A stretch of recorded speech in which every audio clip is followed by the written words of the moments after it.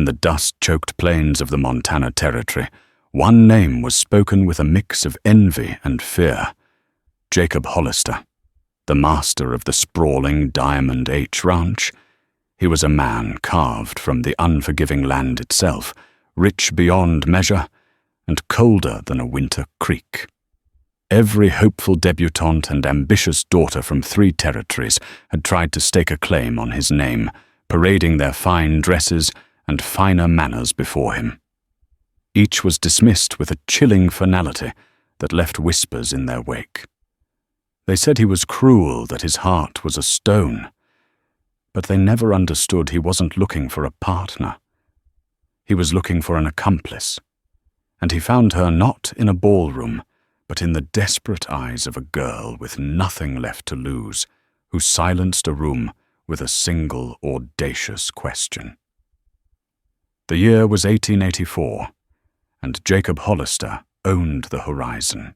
From the porch of his formidable ranch house, a 2-story cathedral of hewn pine and river stone that stood sentinel over the valley, he could watch the sun rise and set on land that was entirely his. The Diamond H was more than a ranch. It was an empire of cattle water rights and timber, stitched together with shrewd deals, and as quiet gossip in the town of Redemption Peak suggested a fair bit of intimidation. His cattle, numbered in the tens of thousands, were the lifeblood of the territory, their hides and meat feeding the insatiable appetite of the East. Jacob was not a man born to wealth. He had arrived in Montana a decade prior, with calloused hands, a singular focus in his grey eyes, and a past he never spoke of. He'd worked claims-driven cattle for other men, and then, almost overnight, a strike of gold in the crazy mountains, a strike no one else had ever heard of, had given him his start. From that seed of gold, he had cultivated a fortune that now dwarfed the men who had once employed him. His success, however, had not softened him. If anything, it had encased him in an armor of suspicion. Jacob Hollister, at 34, was a handsome man in a severe, unyielding way. His face was all sharp angles and sun-weathered skin, his dark hair kept short, his jaw perpetually set. He moved with the coiled economy of a predator, and his silence was more unnerving than any threat. It was this silence that greeted the latest in a long, glittering procession of potential brides. Miss Genevieve Cooper, the daughter of a prominent railroad investor from Cheyenne, was considered the prize of the season. She sat opposite him in his cavernous study, a room dominated by a massive oak desk, shelves of leather-bound ledgers, and the mounted head of a formidable grizzly bear.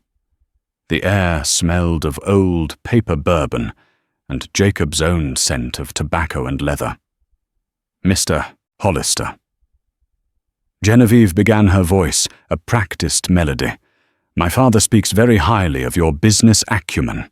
He believes a union between our families would be most advantageous. She smiled, a perfect placid expression that did not reach her eyes. Her gaze kept flicking to the polished silver on the mantelpiece, the thick Persian rug, the sheer scale of the room. Jacob took a slow sip of his bourbon, the ice clinking softly in the heavy glass. He hadn't offered her a thing.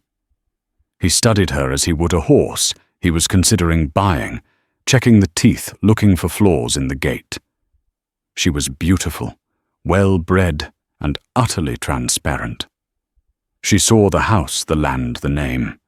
She did not see the man, nor did she care to. Your father's interests are in steel and rail. Jacob said, his voice a low baritone that seemed to vibrate in the floorboards. Mine are in beef and land. Our advantages do not align. Genevieve's smile faltered for a fraction of a second. An alliance can create new advantages. It can secure. I am already secure, Miss Cooper. He cut in his tone, leaving no room for argument. He placed the glass down on his desk with a definitive click. I require no assistance in that regard. Thank you for making the journey.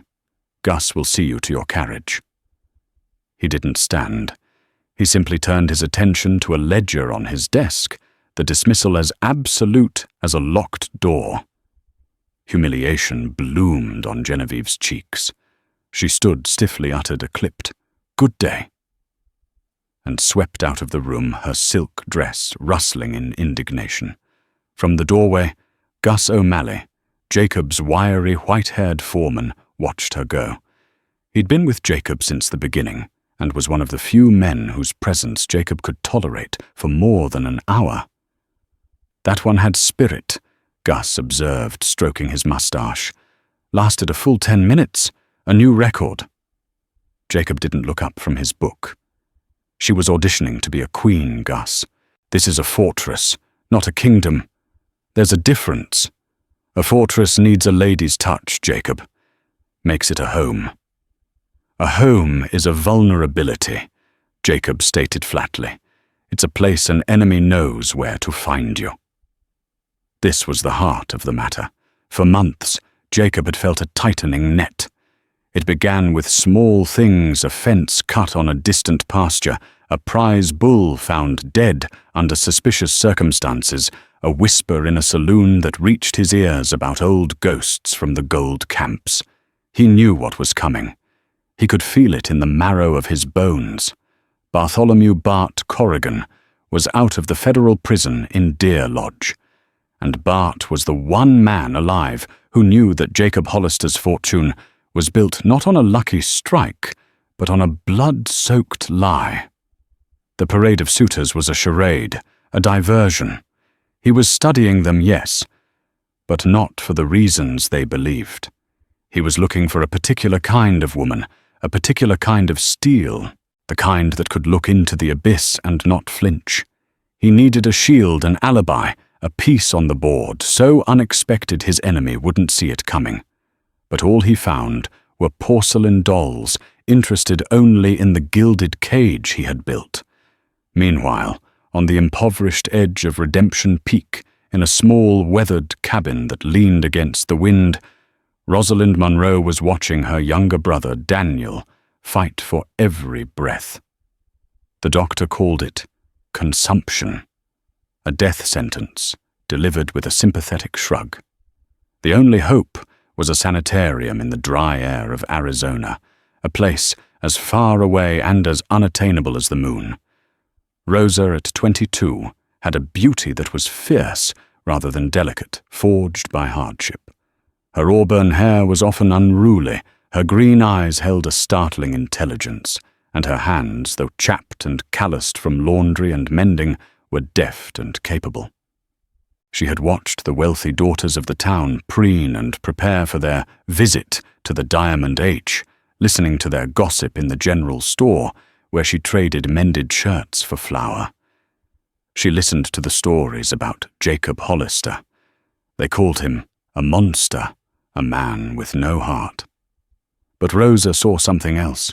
She had seen him once at the livestock auction, his gaze sweeping over the crowd. It wasn't empty or cruel. It was watchful. It was the look of a man guarding a secret, a man standing on a precipice, a man who was profoundly, dangerously alone. Her brother's wheezing cough was a constant, desperate rhythm in their small home. The medicine was gone. The money was gone. All that was left was a desperate, audacious idea. She had no fine dress, no family name, no dowry. She had nothing to offer a man like Jacob Hollister. Nothing except a true understanding of his problem. She folded the last of her mended shirts, her knuckles white. She was about to make the biggest gamble of her life, with her brother's life as the stake. She would walk up to the fortress and offer its king the one thing he didn't know he needed. Not a queen, but a weapon. The walk to the Diamond H was 5 miles of dust and determination.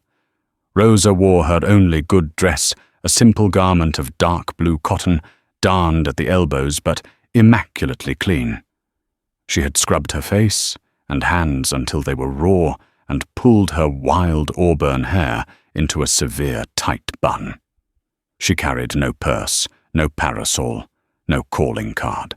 Her only possession was the raw, unyielding nerve that propelled her forward 1 foot in front of the other on the long, winding road that led to Jacob Hollister's fortress. The closer she got, the more the scale of his operation became apparent. The land opened up into vast, rolling pastures, dotted with thousands of cattle branded with the unmistakable Diamond H. The fences were sturdy. The barns and outbuildings were impeccably maintained. This was not just wealth. It was order control, a world bent to one man's will. When she finally reached the main gate, a towering arch of timber bearing the ranch's brand, one of the ranch hands, a young man with a suspicious squint, moved to block her path. "State your business," he said, his hand resting near the butt of his pistol. "I'm here to see Mr. Hollister." Rosa said, her voice steady despite the hammering in her chest. The hand looked her up and down, taking in her plain dress and her lack of a carriage. He let out a short, derisive laugh. "Mr. Hollister ain't seeing anyone. Especially not you. Best be on your way." Rosa held his gaze. "You tell him Rosalind Monroe is here. Tell him I'm not asking for a courtship. I'm here to make a business proposition." The word business seemed to throw him off. He hesitated, then grumbled, "Stay put," and shuffled off toward the main house, clearly expecting to be sent right back to eject her. Rosa waited, the Montana sun beating down on her head. Minutes stretched into an eternity. She watched the dust devils dance across the yard. She heard the distant lowing of cattle and the clang of a blacksmith's hammer. This was Jacob Hollister's world, and she was an unwelcome speck within it. Just as she began to think, the hand wasn't coming back, the massive front door of the house opened. It wasn't the hand who emerged, but the older man, Gus O'Malley. He walked toward her, his expression a mixture of curiosity and deep skepticism. "Miss Monroe," Gus said, his eyes shrewdly assessing her. "The boy says you've got a business proposition for Mr. Hollister." "I do," she replied simply. "He ain't in the business of whatever it is you're selling. He will be in the business of this." Rosa insisted, a new wave of courage washing over her. She had come this far. "Please just give me 5 minutes of his time. If he wishes me to leave after that, I will never bother you again." Gus studied her for another long moment, seeing past the poverty to the fire in her eyes.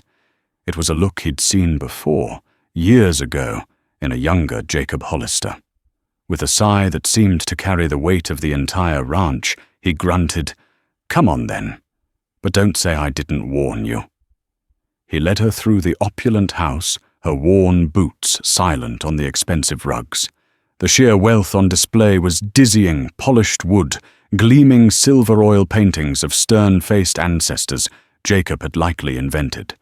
It was all a facade, and the thought strengthened her resolve. She was led into the same imposing study where Miss Genevieve Cooper had met her swift defeat. Jacob Hollister was standing by the window, looking out at his domain, his back to her. He was a silhouette of power against the bright afternoon light. "The foreman says you're persistent," Jacob said without turning around. "He also says you're here on business. I don't conduct business with—" He finally turned his eyes, sweeping over her, and his sentence trailed off. He had expected another simpering hopeful in calico. He saw instead a young woman whose chin was lifted in defiance, whose eyes met his without a trace of submission. There was desperation there, yes, but it was honed to a fine, sharp point. "You don't conduct business with the poor," Rosa finished for him, her voice clear and calm. "That's a pity. Sometimes we're the only ones with something valuable enough to sell." A flicker of something interest, perhaps annoyance, crossed his face. "And what is it you're selling, Miss Monroe?" She took a breath, the air in the room feeling thick and heavy. This was the moment. the culmination of all her fear and all her hope. She took 2 steps forward, closing the distance between them, until she was standing in the center of the vast room, a lone figure in his world of power. The town buzzed with talk of his search for a wife. They saw it as a king seeking a queen to share his throne. The women who came saw a life of ease of dresses and servants and status. They offered him their beauty, their family connections, their feigned adoration. They were all answering the wrong question. Rosa had spent weeks piecing it together from scraps of gossip and her own sharp intuition, the unexplained accidents at the ranch, his increasing isolation, the armed guards at his gate. He wasn't building a dynasty. He was preparing for a war. "Mr. Hollister," she said, her voice ringing with a conviction that startled even herself. "Every woman who has walked into this room has tried to convince you they would make you a good wife. They've offered you their charms and their family names, hoping to share your fortune. They have all misunderstood your situation entirely." He raised a single dark eyebrow. His silence was an invitation to continue or to hang herself. Rosa met his cold grey gaze and delivered the line she had rehearsed 1,000 times in her mind, the words that would either save her or see her cast out forever. "I only have one question for you, sir," she said, her voice dropping, slightly becoming more intense. "Looking at the troubles on your fences and the worry in your foreman's eyes, it seems to me you don't need another pretty thing to decorate your arm. So I have to ask, do you need a wife, or do you need a witness?" The silence that followed was absolute. The air crackled with the audacity of her words. Gus, who had lingered by the door, froze mid-motion. The ticking of the grandfather clock in the hall sounded like hammer blows. Jacob Hollister did not move. His expression remained a mask of stone, but his eyes, those piercing grey eyes, sharpened with an intensity that felt like a physical touch.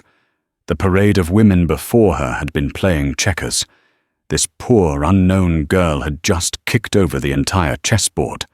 She hadn't just seen the man. She had seen his predicament. She had seen the bars of his gilded cage. For the first time in a very long time, the unbreachable king of Redemption Peak was utterly, completely stunned. He looked at this defiant, desperate girl who spoke of witnesses and troubles, and he knew with a terrifying certainty that his life had just irrevocably changed. Jacob Hollister stared at Rosalind Monroe, the echo of her question. You need a wife or a witness hanging between them like gun smoke. It was the most direct and perceptive thing anyone had said to him in a decade. He felt a sudden unwelcome jolt of exposure, as if she had peeled back the layers of his carefully constructed persona and peered directly at the fear and secrets coiled within. He broke the silence, his voice dangerously low. Define the difference. A wife smiles for your neighbors and warms your bed. Rosa said, her courage solidifying with every word she spoke. She presides over your table and wears the jewels you buy her. Her job is to be seen and admired.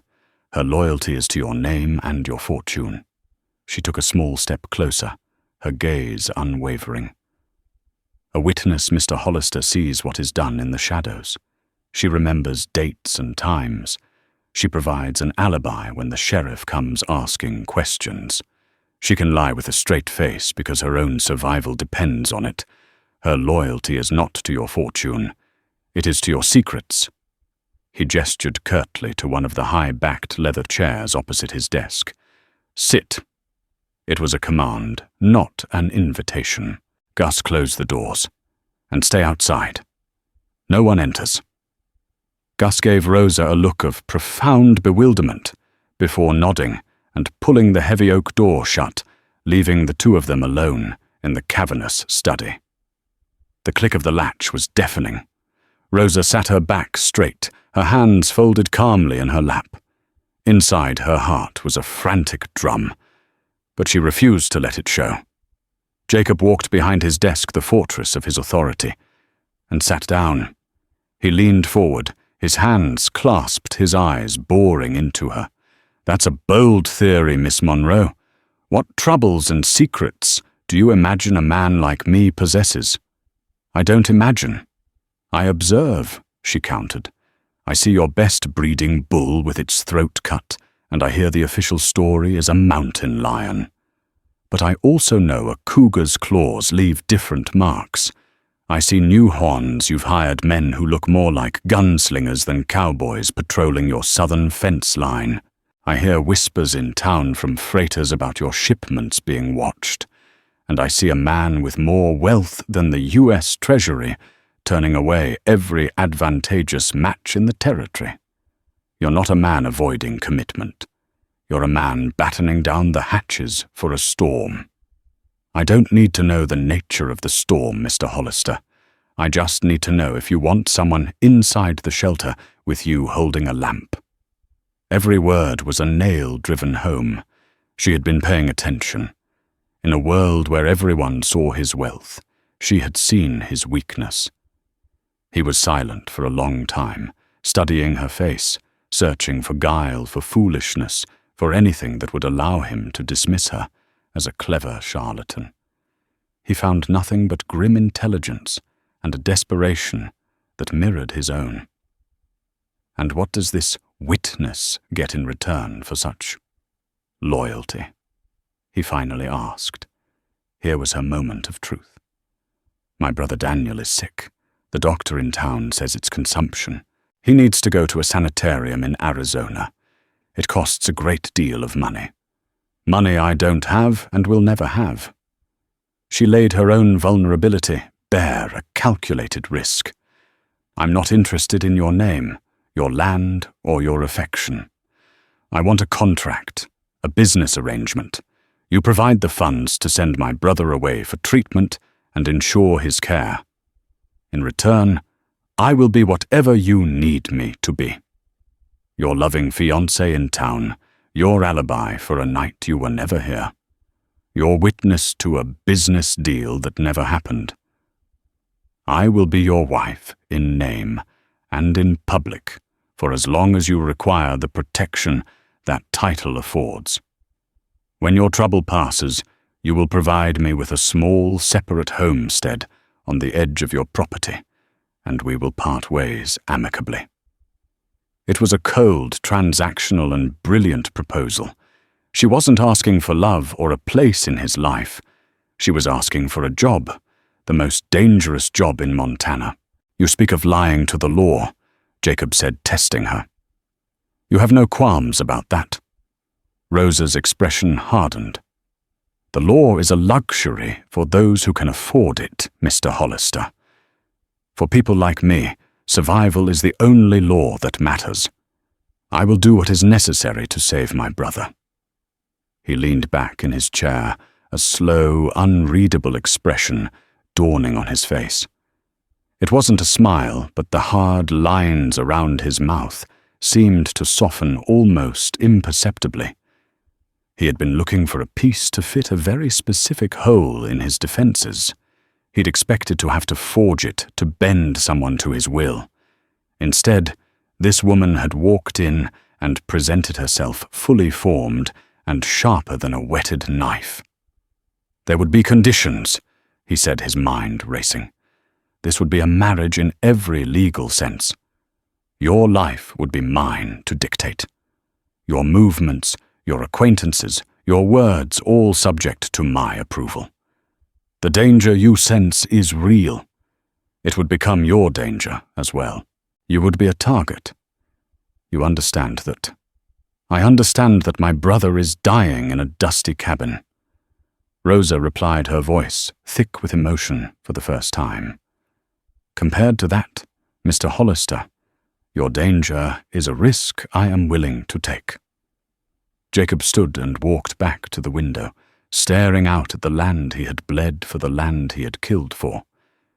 The secret of its acquisition was buried deep, a poison in the soil. Bart Corrigan was coming to dig it up. A wife, a loving, devoted wife, who was with him day and night, was the perfect alibi. A wife who was also a partner in deception was a miracle. He turned back to face her. "I will have my lawyer, Mr. Peterson from Helena, draw up the papers. They will be ironclad. The money for your brother's care will be placed in a trust accessible only for his treatment. The deed for the homestead will be held in escrow, to be released upon the termination of our agreement.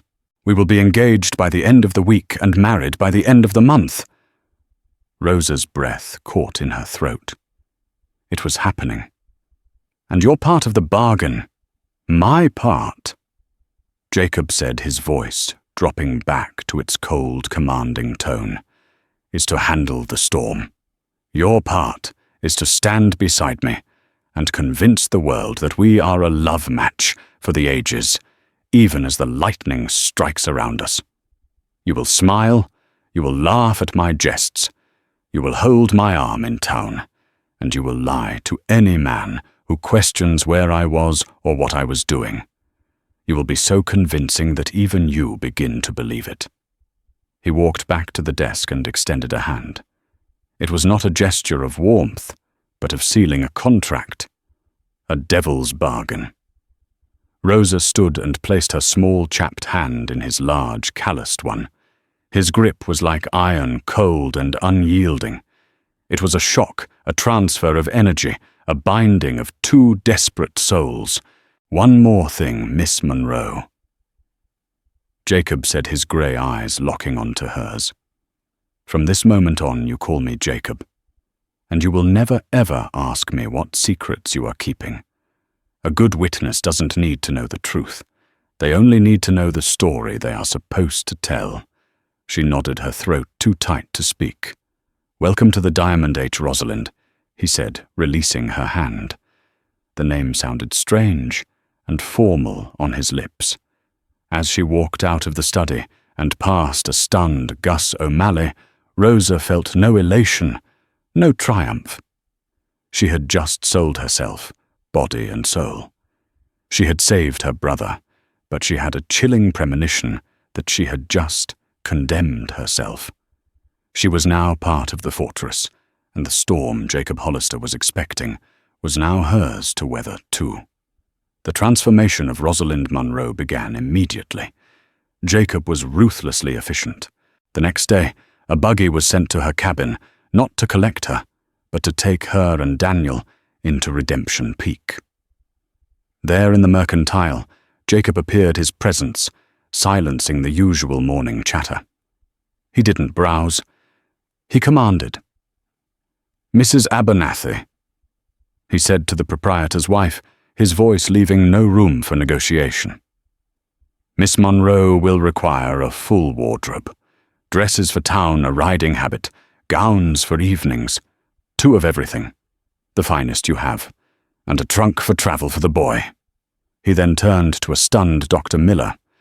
"You will arrange for Daniel Monroe's transport to the St. Joseph Sanitarium in Arizona. A private train car if necessary. I want a telegram on my desk the moment he is settled. My account will cover all expenses indefinitely." Rosa stood by, a silent partner to the whirlwind of her own changing fortune. The townspeople stared, their minds racing to fill in the blanks. When Jacob Hollister, the reclusive tyrant, publicly outfitted the town's poorest girl, there was only one possible conclusion. By noon, the engagement of Jacob Hollister and Rosalind Monroe was the only topic of conversation in Redemption Peak. Life at the Diamond H was a jarring transition. Rosa moved from a 2-room cabin into a suite of rooms larger than her entire former home. The chambers were luxurious, with a soft bed, a private washroom, and a view of the mountains, but they felt cold and impersonal. She and Jacob lived as courteous strangers under the same roof. They took their meals together in the grand dining room, a long and often silent table separating them. He would instruct her on the ranch's operations, on the names of neighbors and business associates she needed to know. It was like learning a part in a play. "Mr. Abernathy, the mercantile owner, is in debt to me. He'll be friendly," Jacob explained one evening over dinner. "Sheriff Brodie is a good man, but lazy. He prefers simple explanations for things. We will always provide them." "And the Daltons, the banker's family?" Rosa asked, remembering the stories about the suitor he had rejected. "Penelope Dalton will be your most ardent observer," Jacob said, cutting into his steak. "She will look for any crack in our story. Give her none. Be effusive. Tell her you were swept off your feet." It was a strange, cold intimacy. He was sharing the secrets of his power, but never the secrets of his heart. During the day she learned to ride a handsome mare he provided, exploring the vastness of his land. Gus O'Malley, initially wary, began to warm to her. He saw that she was not a gold digger but a survivor, and he respected her grit.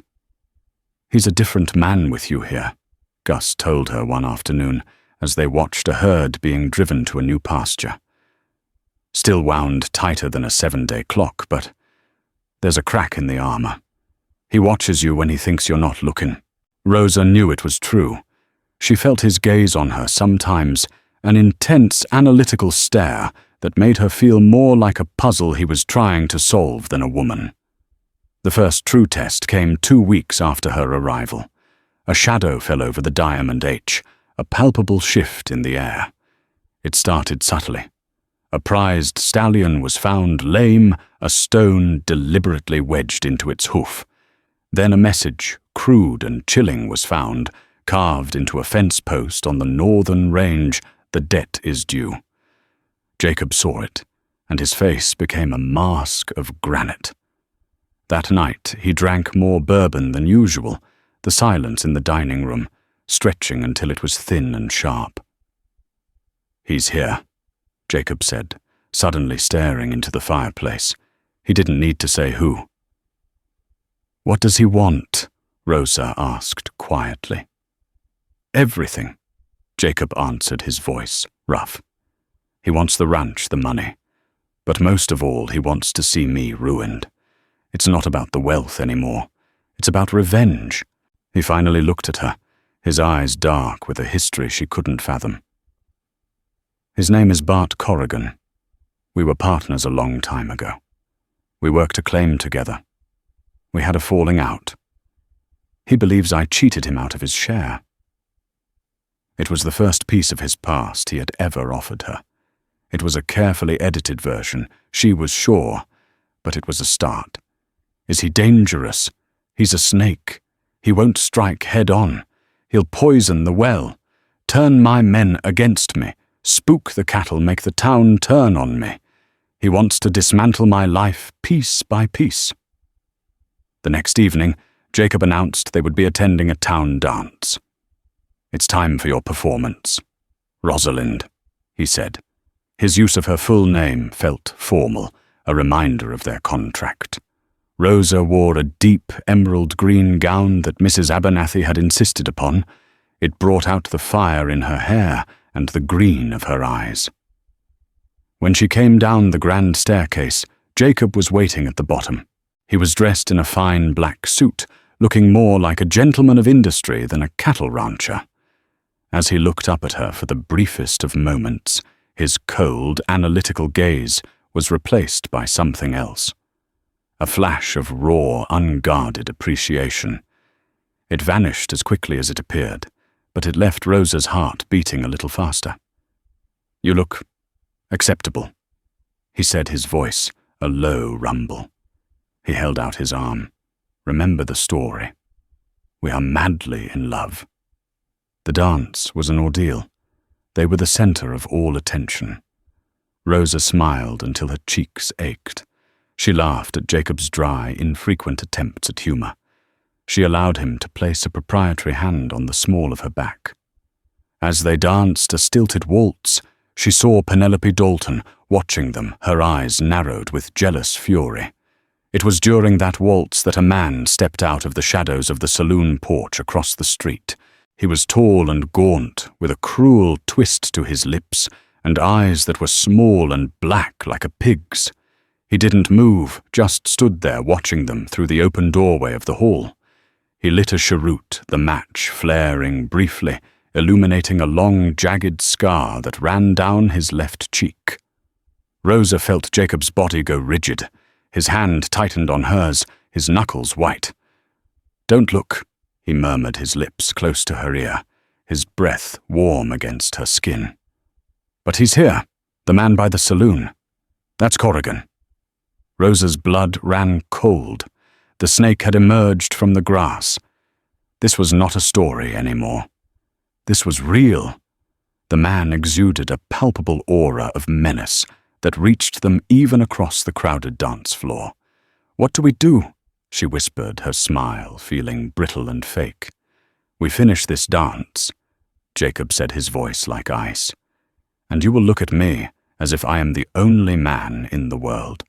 You will laugh and you will place your head on my shoulder. We are going to show him that this fortress has no cracks." Following his lead, Rosa tilted her head back and let out a light, airy laugh, as if he'd just shared a delightful secret. She then rested her head against his shoulder, the rough fabric of his suit scratching her cheek. She could feel the violent tension in his body, the hard, rapid beat of his heart against her ear. She was no longer just an actress. She was a shield standing between the man she had married and the ghost who had come to collect a debt written in blood. The performance had become deadly real. The presence of Bart Corrigan changed everything. The undeclared war had been brought to their doorstep. After the dance, the ride back to the Diamond H was thick with a heavy, unspoken tension. Jacob said nothing.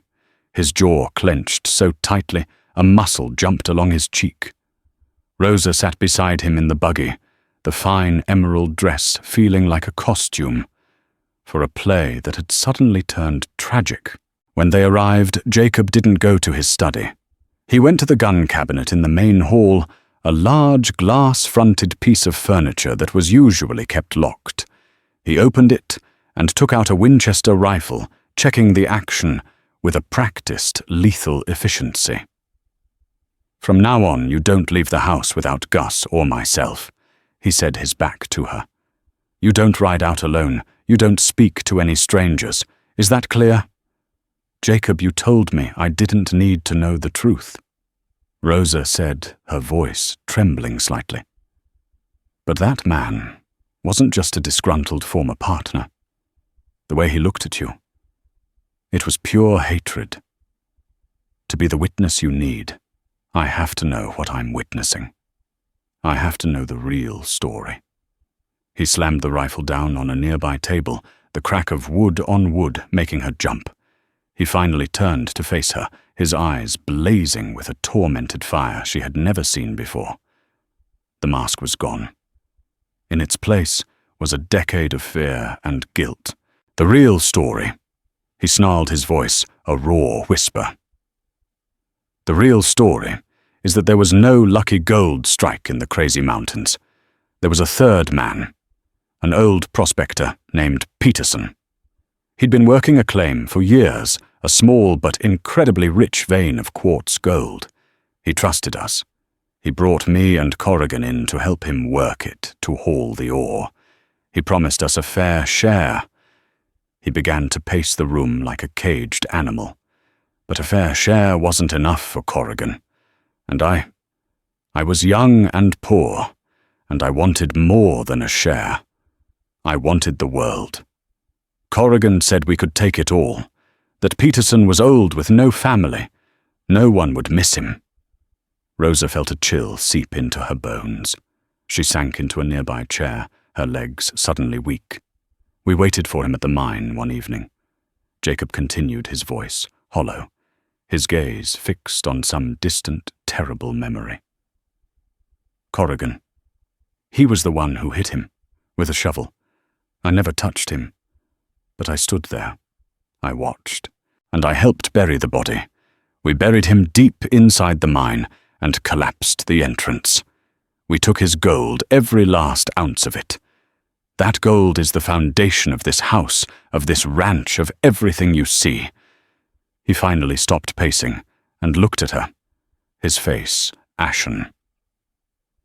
"Corrigan got greedy and stupid. He started flashing gold in town, got himself arrested for a drunken brawl. While he was in the county jail, I sold the rest of the gold, bought this land, and created a story about a lone strike. By the time he got out, I was already on my way to being respectable. But he got into more trouble, worse trouble, and ended up in the territorial prison for robbery. He's had 10 years in a cage to think about me sitting on his half of the fortune." The room was silent, save for the ticking of the clock. The entire empire, the Diamond H, was built upon the grave of a murdered old man. Jacob Hollister was not just a ruthless businessman, he was an accomplice to murder. "So when you asked for a witness?" Rosa breathed the full weight of her situation, crashing down on her. "I need more than an alibi for my whereabouts, Rosalind," he said, his voice breaking with the strain of his confession. "Corrigan's not just going to kill me, he's going to expose me first. He'll go to Sheriff Brody with the story, and when he does, it will be his word against mine. But if my loving, devoted wife can swear that I was with her, if she can testify that this Corrigan has been blackmailing and threatening her beloved husband for months, trying to extort money from him with a fantastical story, who do you think the sheriff will believe, the pillar of the community, or the ex-convict with a grudge?" She finally understood. He needed a witness not for a future crime, but for a past one. He needed her to help him bury the truth a second time. Rosa felt a wave of nausea. She had made a deal with a man who was in the eyes of the law a killer. Her brother was safe in Arizona because of blood money. For a moment she thought of fleeing, of taking what she could, and disappearing. But where would she go? Corrigan had seen her with Jacob. She was part of the story now. If Jacob fell, Corrigan would not leave loose ends. Her survival was now inextricably linked to his. She looked at Jacob, truly looked at him, and for the first time she saw past the power and the wealth to the haunted man beneath. He was a prisoner in his own fortress, tormented by the ghost of a man named Peterson. "All right," she said, her voice surprisingly firm. She stood up, a new resolve hardening her features. She was no longer just playing a part. She was a co-conspirator. "If we are going to do this, we do it properly. We can't just wait for him to make a move. We need to build our story now. We need to be seen. We need to be the perfect, happy couple." Jacob stared at her, taken aback by her sudden shift from horrified listener to strategic partner. "Tomorrow," she continued, her mind racing, "we will ride into town. We will buy supplies. You will buy me a ridiculous expensive gift, a necklace. You will put it on me in the middle of the mercantile for all to see. You will tell Mrs. Abernathy that you can't help but spoil your beautiful bride-to-be. We will walk down the main street holding hands. We will be the talk of the town. We will build a wall of public perception so thick that when Corrigan starts whispering his poison, no one will let it through." She walked over to him, stopping just a foot away. "You need me to be a witness. Then I will be the best witness you could ever hope for. I will lie to the sheriff, to the judge, to God himself, if I have to. But you and I in this house, there can be no more lies. I need to know everything you're planning, every move you make. From now on, we are partners in this, not just master and servant." Jacob looked down at this woman who hours ago had been a simple business arrangement. In the face of his monstrous truth, she had not shattered. She had turned to steel. He saw the intelligence, the grit, the survivor's instinct that had drawn him to her in the first place, now fully ignited. Slowly he nodded. "Partners," He agreed the word feeling foreign, but right. In that moment, the nature of their bargain was fundamentally altered. It was no longer a cold contract. It was a pact sealed by a shared, deadly secret. Rosa Monroe was no longer just a contracted wife or a paid alibi. She had accepted her role. She was Jacob Hollister's witness in every sense of the word, ready to testify to a lie that would save both of their lives or see them both hang. In the weeks that followed, Jacob and Rosa began a masterful public performance. They became a fixture in Redemption Peak, their whirlwind courtship, the town's favorite story. Jacob, playing the part of a smitten fiancé to perfection, bought Rosa a sapphire necklace in the middle of the mercantile, while Rosa charmed the townspeople with a grace and warmth that seemed entirely genuine. With every shared glance and public gesture, they were building a wall of perception, brick by brick. Meanwhile, the shadow war on the Diamond H escalated. A small barn was set alight in the dead of night, and a handful of cattle were found poisoned near a watering hole. They were Corrigan's messages, designed to terrorize and undermine Jacob's control, reminding him the snake was always coiled nearby. Jacob's nights grew sleepless, the Winchester rifle a constant companion in his study. He and Rosa spent their evenings not as lovers but as generals poring over maps of the ranch. "He wants you isolated," Rosa said one evening, her finger tracing a fence line. "He's trying to make you look weak, to make your own men doubt you. We can't keep waiting for his next move. We need to force his hand." "And how do we do that?" Jacob asked, the strain showing in his eyes. "We drag him into the light," she replied, her gaze firm. "The Founders' Day picnic is next week.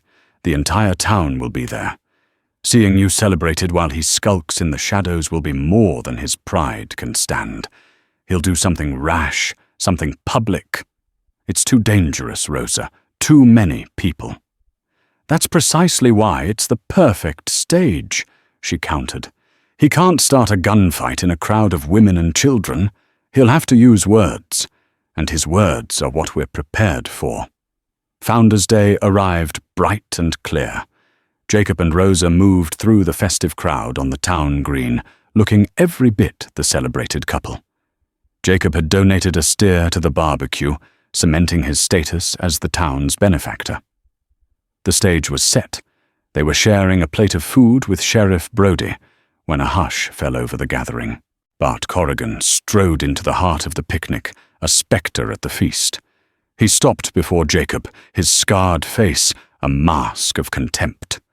"Hollister!" Corrigan boomed, his voice dripping with venom, enjoying the fruits of another man's labor as always. Jacob rose slowly. "Corrigan, I thought I smelled something rotten on the wind." "There's something rotten here, all right." Corrigan sneered, his eyes sweeping over the onlookers. "And it's the man you all admire. Ask him. Ask him where he got the money for his empire. Ask him about a prospector named Peterson and the Crying Creek mine." A gasp rippled through the crowd. This was the moment, the public accusation. Before Jacob could issue a denial, Rosa stepped forward, placing a gentle hand on his arm. She faced Corrigan, not with fear, but with an expression of profound pity. "You must be Mr. Corrigan," she said, her voice clear and strong. "Jacob told me all about you." She turned her gaze to the rapt audience. "My fiancé is a good private man. For years this person has been harassing him. Mr. Corrigan was a hired hand Jacob was forced to dismiss for theft a decade ago. Ever since he has pursued this vicious obsession, trying to blackmail us with this fantastic story of a dead prospector. We have nothing to hide," she declared, her voice ringing with conviction. "But we will not be extorted. Sheriff, I wish to formally report this man for harassment." Her performance was flawless. She had reframed the entire narrative in seconds. The crowd, wavering a moment before, now looked at Corrigan as a deranged and menacing extortionist. Enraged at being so thoroughly outmaneuvered, Corrigan lost control. "You lying witch!" he snarled and lunged not at Jacob, but at Rosa. Jacob moved with a terrifying speed, his fist connecting with Corrigan's jaw in a sickening crack. Corrigan staggered back, spitting blood, his hand instinctively flying to the pistol tucked in his waistband. He never cleared the leather. A single deafening shot rang out. Gus O'Malley, positioned at the edge of the crowd, stood with a smoking Colt Peacemaker in his hand. Corrigan crumpled to the ground, clutching a blossoming red stain on his thigh. "He was drawing on 'em, Sheriff, I saw it," Gus yelled, sealing their defense. As Sheriff Brody and his deputies hauled the wounded, screaming Corrigan away, Jacob looked at the faces of his neighbors. He saw no suspicion, only sympathy for him, and admiration for Rosa. The wall they had built had held strong. He turned to Rosa, who stood tall amidst the chaos, her chin high. She had not flinched. She had faced down a monster with nothing but her wits and her courage. In that moment, standing on the trampled grass, Jacob Hollister realized the devil's bargain he'd made had transformed into something he never expected. He had hired a witness, but he had found a partner. He had sought a shield, but had found a woman made of steel, and to his own profound shock, he was falling in love with her. But Corrigan's fate was sealed at the Founders' Day picnic. With the sheriff himself witnessing the assault, Corrigan's wild accusations about a murdered prospector were dismissed as the vengeful lies of a felon. He was sentenced to the territorial prison, and the story Jacob and Rosa had crafted became unshakable fact.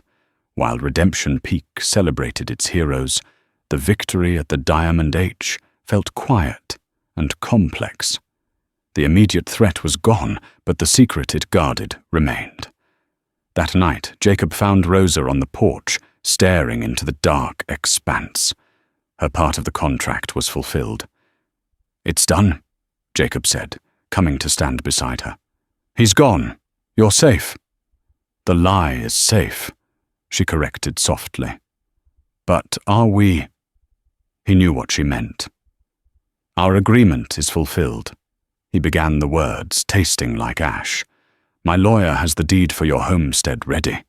You can be independent, free of all this." He offered her the exit clause, the freedom she had bargained for a quiet life, far from the blood money that had saved her brother. Rosa was silent for a long moment before turning to face him, her green eyes searching his in the moonlight. "And what about you? Jacob, will you be free?" He had no answer. The prospect of returning to his gilded cage alone with his ghosts now felt like a desolate sentence. "I received a telegram from Arizona," she said, pulling a folded paper from her pocket. "Daniel's health is improving. He's alive because of a dead man's gold. That is a debt I cannot simply walk away from." She stepped closer, her voice dropping. "I didn't stay just for him, Jacob. Not entirely. I stayed because I saw a man so trapped by his past that he couldn't imagine a future. I thought maybe two people with nothing but secrets could build something honest together." The truth of her words broke through his decade of guarded composure. He reached out his hand, gently cupping her face. "Rosalind," he whispered, his voice raw. "What I did, it can't be undone. That will always be a part of me." "I know," she said, leaning into his touch. "And my part in this lie will always be part of me. We're both complicit. But perhaps that's a different kind of foundation. Maybe a home isn't a place where there are no secrets. Maybe it's just a place where you don't have to keep them alone." He looked at her and saw not a hired witness, but his partner, his equal, the woman who had seen the worst of him and had not run, but had instead fortified his defenses. He lowered his head and kissed her. It was not a kiss of simple passion, but of profound recognition. It was an acceptance of their shared burden, a pact rewritten from a devil's bargain into a survivor's covenant. Their wedding took place at the end of the month. To the people of Redemption Peak, it was a fairy tale's end, but as Jacob and Rosalind Hollister said their vows, they knew it was a beginning.